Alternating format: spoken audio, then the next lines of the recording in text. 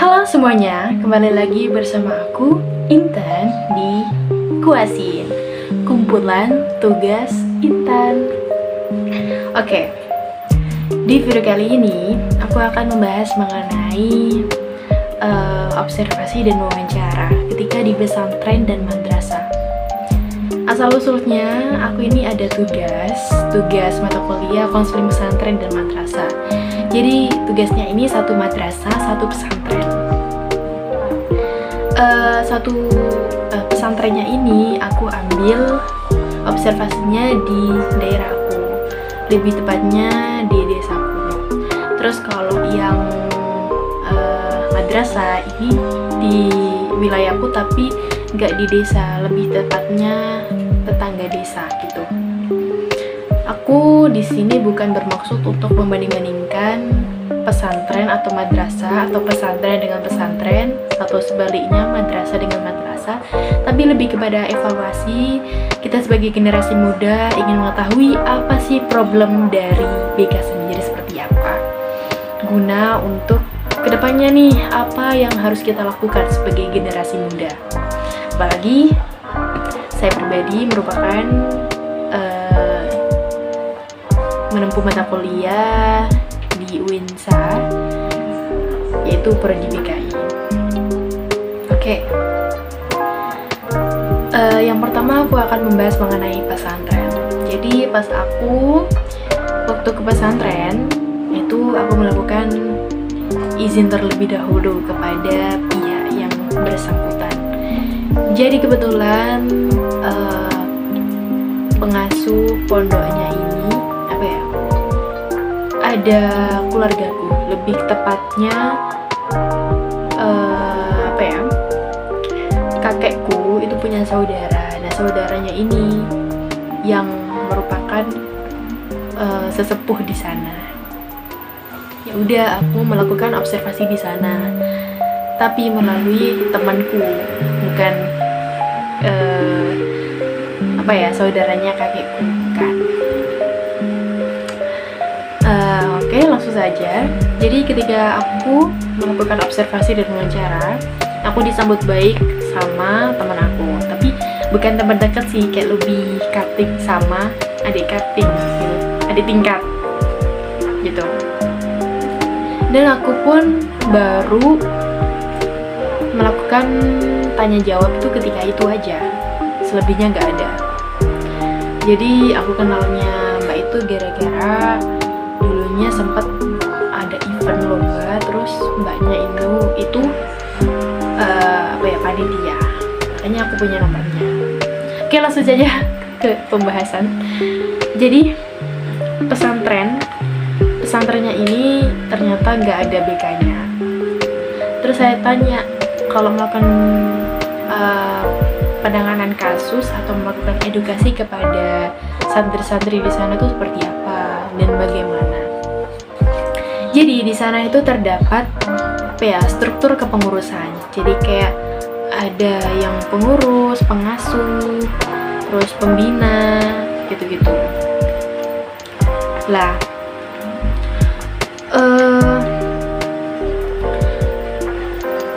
di sana itu kebanyakan problemnya mengenai kayak nggak kerasan atau nggak betah di pondok. Terus ada yang uangnya hilang kayak gitu-gitu. Terus keluar dari pondok ibaratnya kayak keluar tanpa izin kayak gitu.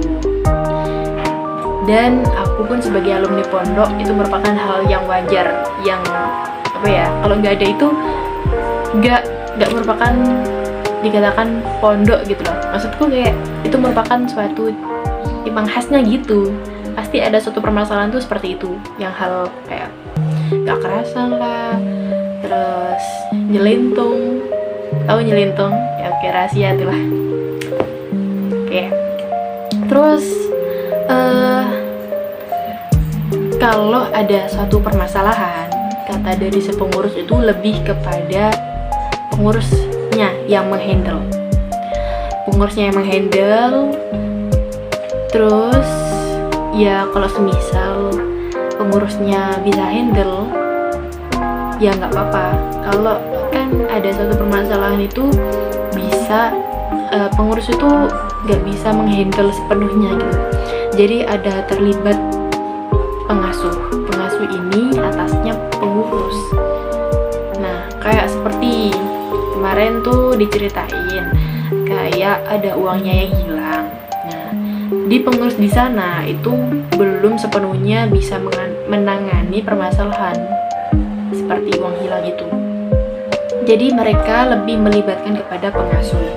Nah, alhamdulillah pengasuhnya itu bisa mengatasi permasalahan tersebut, kayak dipanggil anaknya. Terus kan apa ya, orang yang ibaratnya salah itu kan pasti ada apa ya, karakteristik atau cara pembawaan tersendiri gitu loh.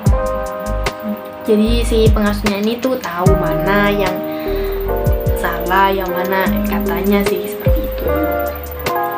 Terus di sana itu nggak seberapa ketat katanya. Jadi kayak lebih apa ya? Kan banyak sih pondok itu yang lebih ketat atau ngajinya banyak gitu-gitu kan. Ini tuh lebih kayak standar. Contoh ada ngaji subuh, terus pas sholat subuh itu kan ngaji. Nah, ngajinya itu sampai jam 6-an kalau nggak salah, sekitar jam 6 lah. Terus habis itu kan sekolah. Nah, sekolah itu sampai jam 1:15 lah. Habis itu ada jamaah, terus jamaah asar, terus habis itu tuh ngaji, terus malamnya jamaah lagi, terus dininya ya kembali lagi sampai subuh. Dan ternyata di situ bisa pakai HP, tapi ada aturannya, ada jamnya gitu. Kalau katanya itu jam 2 itu udah steril sama yang namanya HP. Jadi HP-nya tuh udah dikumpulkan gitu. Oke. Terus aku kemarin tanya, apakah dari pesantren ini ketika apa ya, memantau perkembangan santri-santrinya itu melalui apa? Dan ternyata di sana itu ada juga edukasi, kayak apa ya, semacam biar kekerasan tuh seperti apa, terus cara manajemen waktu di pondok tuh seperti apa, kayak gitu-gitu. Itu katanya malam Selasa, jadi hari Senin malamnya gitu loh. Dan juga itu sehabis kayak penampilan kayak muhadharah. Kalau nggak tahu muhadharah, kayak penampilan kreasi seni anak pondok gitu. Nah, itu biasanya dilakukan oleh senior pengurus tapi yang udah mengabdi gitu. Nah, terus juga apa ya, ketika nggak ada laporan, contoh anak ini tuh nggak kerasan, ketika seseorang nggak lapor atau ada omongan, ya si pengurus ini nggak tahu lah anak ini bermasalah atau enggak. Jadi kalau aku pribadi kekurangannya tuh lebih di situ sih, kayak apa ya, harus ada laporan dulu baru kemudian ditindaklanjuti. Ya mungkin itu menjadi kelemahan, tapi apa ya, kan ya namanya bukan pondok yang pondok banget, yang apa ya, sekarang kan ada pondok modern dan ada pondok yang lebih menjuru ke kayak kitab kuning, terus salaf gitu-gitu kan. Jadi lebih ke standarnya pondok gitu kan. Jadi kalau nggak ada contoh di pondok melakukan sosiometri atau gimana, itu nggak ada, ya wajar aja sih kalau menurut aku. Jadi itu aja sih kekurangannya, lebih ke situ sih. Dan menurutku, aku ambil tarik kesimpulan di pesantren cara penanganan kasusnya kan nggak ada BK-nya sih, jadi kayak lebih secara umum, kan sesuai prosedur BK ya ada, cuma nggak secara BK banget gitu loh. Ya itu aja. Oke, berlanjut lagi yang ke ini teman-teman, yang madrasah. Madrasahnya ini kenapa sih aku ambil di sini, karena ada kakak atau guru ya, mas mana ya, aku ada senior dulunya tuh ngajar SBM, buat aku persiapan SBM gitu, kayak ya TPA gitu, yang lebih ke matematika. Aku diajar. Terus aku inget ada masnya di situ. Ya udah aku bilang, "Mas, bisa nggak aku mengajuin di situ?" Terus aku dikirimin nomornya kurikulum. Ya udah aku chat. Terus ternyata boleh. Itu pun dari pihak kampus belum turun surat izin. Aku bilang ke kurikulum, katanya nggak apa-apa, nyusul aja mbak, nggak apa-apa, saya juga tahu tugasnya kuliah itu seperti apa gitu lah. Enak banget. Ya udah, baik banget nih bapaknya. Kayaknya aku di sana bisa disambut dengan baik gitu lah. Oke. Terus ya udah aku datang kemarin hari Sabtu. Aku disambut baik sama bapak-bapak. Ya ada sih yang belum nikah. Dan aku pun kesana pakai baju kayak guru. Seperti ini fotonya. Bisa dilihat kalau ada ya. Nanti aku ini. Oke, aku sana disambut baik sama Bu Zumi sama Pak siapa ya, Pak Syaif nggak salah, Syafi. Gitulah, aku juga rada lupa namanya. Maaf ya Pak ya. Terus mereka menjelaskan bahwa program BK di sana itu nggak secara detail banget, kayak harian seperti apa, tahunan ada sih tahunan, tapi kayak ya ada tapi nggak secara terinci, secara pelaksanaan gimana katanya.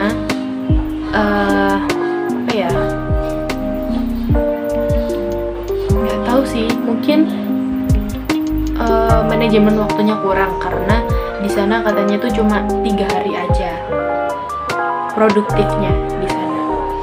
Terus di sana juga melakukan sosiometri, tapi kendalanya kan guru BK di sana tuh cuma 2 orang, dan itu pun yang lulusan BK itu cuma 1 dan satunya psikolog. Bapak yang kan ada 2, 1 laki-laki 1 perempuan. Nah yang laki-laki ini itu lulusan BK di Unesa, udah S2. Terus yang satunya ini nggak salah cuma S1 psikolog, dan muridnya di sana itu cuma ada 800-an, sedangkan 2 guru BK. Idealnya kan 1 banding 150 nih, berarti kalau dihitung itu 5 guru BK lah ngajar di sana seharusnya, tapi cuma ada 2. Dan di sana juga masih mencari guru BK. Terus aku ditawari, dan aku pun merasa kayak, apakah ini merupakan suatu rezekiku? Apakah aku bisa? Terus aku juga berpikir kayak, aku juga mau Pak, tapi kayak kan namanya belum berpengalaman banget nih, kayak yang pasti ada rasa overthinking kayak gimana gitu. Oke, lanjut.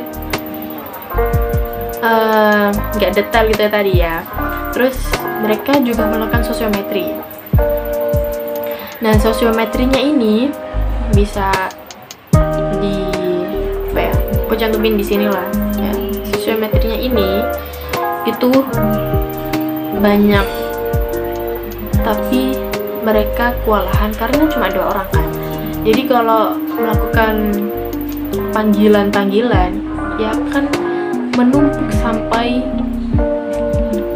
1 tahunan. Jadi mereka lebih kepada melakukan strategi kepada ketua kelas, kayak laporan siapa aja yang bermasalah. Kayak ini kemarin aku sempat lihat kayak si A meludahi si B, terus ada yang sakit berhari-hari, terus ada kayak intinya suatu permasalahan semuanya lah. Itu laporan tiap minggu. Nah, itu memudahkan banget jadi guru BK untuk memantau perkembangan. Dan seharusnya itu katanya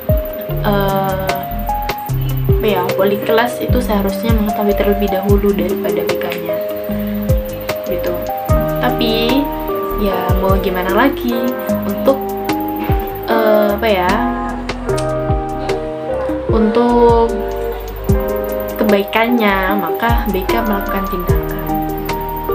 Dan perlu diketahui bahwa di ketertiban di sana itu kan ada ketertiban sendiri ya seharusnya, tapi itu guru BK juga merangkap sebagai ketertiban. Seharusnya enggak boleh, tapi ya namanya keadaan kekurangan SDM, makanya ya wes. Ya yang masalah pertama itu SDM kurang, terus guru BK cuma 2, terus ruangan BK-nya ini kurang memadai. Kayak ketika melakukan konseling kelompok atau konseling individual itu ruangannya kurang memadai lah gitu, kurang memadai karena juga di sana ada pembangunan kelas gedung-gedung gitu loh, jadi kayak masih dirombak lagi. Terus di sana itu banyak data yang kurang diurus. Ya seperti yang tadi, kayak udah melakukan sosiometri tapi tindakannya tuh belum secara maksimal karena ya kendala orang tersebut. Terus data-datanya itu banyak sih, kemarin tuh ada kurva itu sampai 10 lebih banyak, 20 mungkin. Ya kemarin ngecek file-filenya, cuma ya namanya masih belajar ya, ada yang paham ada yang enggak. Terus juga di sana guru BK memantau perkembangan si anak itu melalui web atau aplikasi, dimana kehadiran anak ini hadir enggak. Kalau enggak hadir akan ditindaklanjuti, kayak mungkin pemanggilan, terus ada SP1 sampai pemanggilan orang tua. Dan ketika ada nih katanya orang tua nih dipanggil tapi nggak ke madrasahnya, maka pihak BK-nya ini melakukan homesick, kunjungan rumah. Homesick intinya tuh kunjungan rumah gitu loh, melakukan tatap muka secara langsung sama orang tuanya. Oke. Terus menindaklanjuti karena bla bla bla bla bla, untuk itu melakukan tindakan seperti ini dan di bawahnya ada materai untuk sebagai kesepakatan antara kedua belah pihak. Kalau memang nggak bisa diselesaikan secara baik-baik, maksudnya tuh kayak nggak ada toleransi lagi, maka dikeluarkanlah si anak tersebut, ada tanda tangannya juga. Dan kadangkala ya dari cerita si konselor tadi, guru PK tadi itu mengatakan bahwa kadang ya ada orang tua itu mengeyel anaknya itu melakukan kesalahan. Jadi pihak sekolah itu melakukan SP1. SP1-nya ini ada tanda tangan si muridnya tersebut, kayak dia tuh udah mengakui bahwa juga mereka ini melakukan kesalahan gitu. Jadi orang tua nggak bisa mengelak lagi untuk membela anaknya, untuk orang tua kan kadang nggak mau anaknya dikeluarin lah. salah anaknya sendiri gitu loh. Paham gak sih teman-teman? Kayak mereka tuh udah ngebela anaknya yang salah, padahal yang salah itu ya anaknya. Maksudnya tuh nggak terima gitu loh. Makanya ada suatu pembuktian di SP tersebut, ada tanda tangan itu.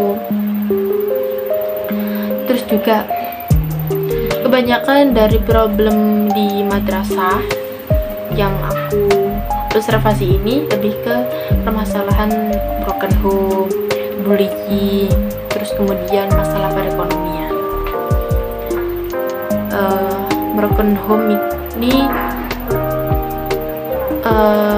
apa ya, gini loh, kan biasanya masalah anak atau siswa itu lebih kepada orang tuanya. Bagaimana orang tua menyikapi, maka bagaimana orang tua memperlakukan, anak juga akan menyikapi gitu loh. Contoh, bahkan konselor juga, guru BK juga merasa kesulitan ketika kan di sana kan ada orang luar ya, maksudnya nggak di daerah tersebut, contoh Kalimantan, Thailand, Ternate. Di sana juga banyak loh luar kota, karena di sana itu kan ada suatu pondok pesantren. Nah, pondok pesantrennya ini melakukan kerjasama sama luar negeri kayak Thailand gitu, makanya mungkin merembet sampai ke Kalimantan, Ternate, atau mungkin ada sanak saudara di sini ya, nggak tahu lah. Pokoknya intinya kalau menurutku di sana itu pondok pesantrennya dan sekolah-sekolahnya cukup terkenal di kalangan masyarakat.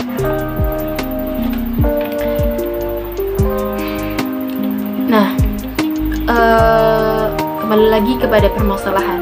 Aku angkat permasalahan yang bullying aja deh, ya lebih umum. Nah, kadang-kadang kan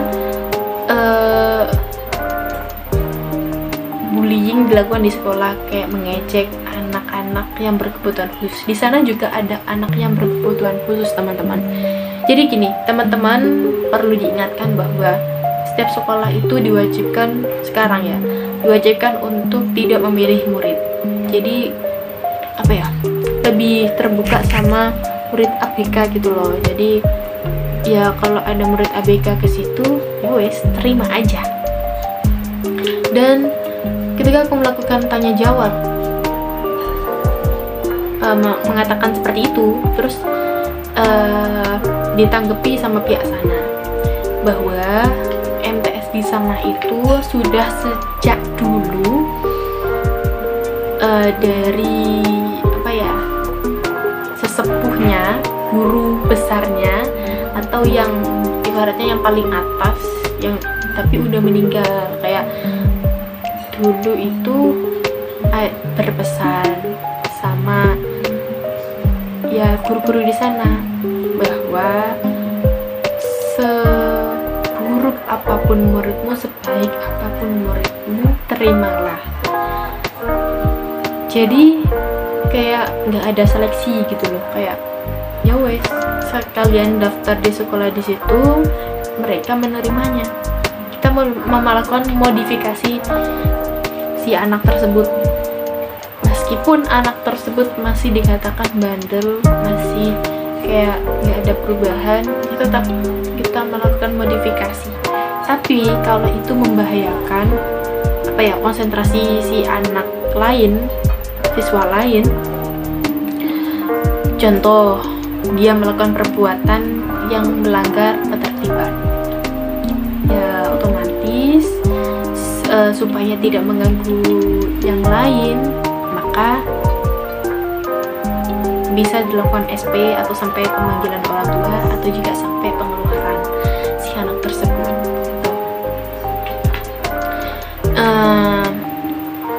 Kemarin juga si guru PK-nya juga mengatakan bahwa misal ada permasalahan itu siswanya kita panggil. Kenapa? Contoh ya, kenapa nggak masuk, kok sering telat atau sering nggak masuk sekolah, kenapa? Itu menanyakan permasalahannya seperti itu. Kayak pamit ke orang tuanya bilang mau sekolah, ke sekolah udah pakai seragam, tapi pas sekolahnya nggak ada, di sekolahnya tuh nggak ada, seperti itu. Makanya melakukan panggilan apa ya, siswanya tersebut, terus malam-malam sesudah itu kayak kok masih tetap aja nih gak ada perubahan, maka bisa melakukan SP sampai panggilan orang tua atau sampai mengeluarkan si anak tersebut. Dan juga kemarin sempat bapaknya bilang ada ya kayak anak ABK-nya ini kan ya namanya berkebutuhan khusus ya, tapi IQ-nya tuh rendah, tapi dia tuh berusaha banget meskipun dia memiliki IQ rendah yang standarnya itu kan awalnya nggak boleh ya, aslinya kan nggak boleh dilurusin, tapi karena ada semangat dari anaknya untuk pengen banget sekolah, pengen banget berusaha, makanya ada surat rekomendasi untuk meluluskan anak tersebut. Cakep, sekolahnya pinter, baik. Aku senang sih sekolah kayak gini, kayak apa ya, mementingkan murid gitu loh. Kan ada sekolah yang nggak mementingkan murid ya, bukan membandingkan sih, cuma emang ada seperti itu gitu teman-teman. Terus ada apa lagi ya? Oh ya, di sini tuh juga belum pernah ahli tangan kasus. Ya mungkin BK-nya lebih ke ahli tangan kepada kayak kesiswaan, kurikulum, kayak gitu-gitu aja. Bukan pernah ke psikiater. Terus katanya ya kalau ada ya pengen ada psikiater supaya bisa lebih terbantu lagi untuk menangani permasalahan di MTS tersebut. Dan kedepannya si konselor atau guru BK-nya ini juga berpesan bahwa bilang kayak guru BK di sana kan sambil menyambi administrasi, dan seharusnya kan administrasi sendiri, guru BK sendiri, jadi kayak lebih fokus gitu loh teman-teman. Ya namanya juga apa ya, semua butuh proses, dan kalau nggak dihandle siapa lagi yang mau handle? Ya ibaratnya kedepannya harapan aku ada job tersendiri bagi tiap guru gitu loh. Ya kalau menurut aku di sana itu terbilang enak sih, guru-gurunya ramah, terbuka, terus enak diajak ngobrol, kayak teman sendiri padahal baru ketemu loh. Saya cungi jempol buat madrasah sama pesantren yang aku kunjungi.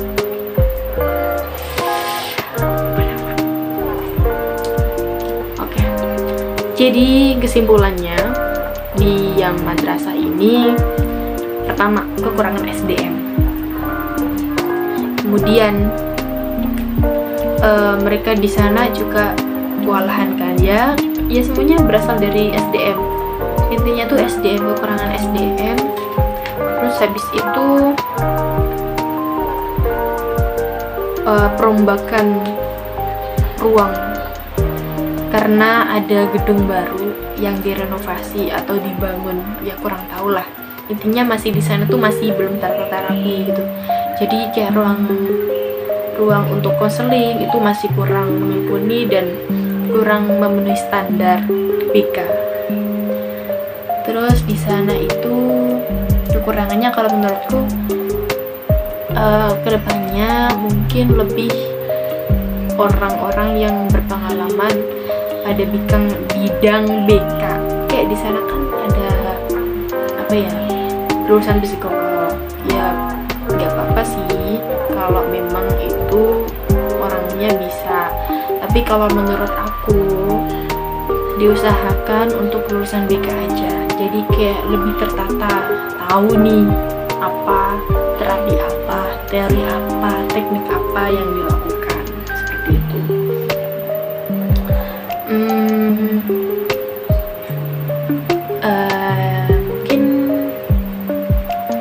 Itu aja sih kalau dari aku. Dan saya akhiri, kalau ada omongan saya yang kurang mengenakan atau menyinggung dari pihak manapun, saya mohon maaf. Dan itu bukan untuk menyinggung ya, itu cuma video ini cuma bahan edukasi buat kalian semuanya untuk kedepannya lebih baik lagi. Jadi apa ya, buat semuanya pesan nih, guru BK itu baik-baik semuanya. Ya sempat aku juga dulu tuh pernah kayak berpikiran guru BK, ruang BK ini merupakan ruang permasalahan semuanya. Jadi aku nggak pernah curhat-curhat apa-apa, kayak permasalahan apa gitu. Makanya buat kalian yang menonton video ini, mau kasih tahu bahwa guru BK itu bermaksud untuk membantu kalian permasalahan kalian, masalah pribadi, masalah sosial, masalah apapun, karir. Mereka ingin membantu kalian. Jangan pandang rendah, jangan pandang hal-hal yang negatif. Saya sebagai calon BK untuk mengajak kalian untuk melakukan konsultasi agar pikiran negatif-negatif itu nggak ada, dan ke depannya kalian tuh menjadi pribadi yang lebih baik lagi. Kayak yang awalnya A pengen A, tapi gara-gara ada hal-hal negatif malah ke B. Nah itu kan mempengaruhi banget sih. Jadi kedepannya jangan memandang rendah, memandang hal-hal yang buruk kepada BK.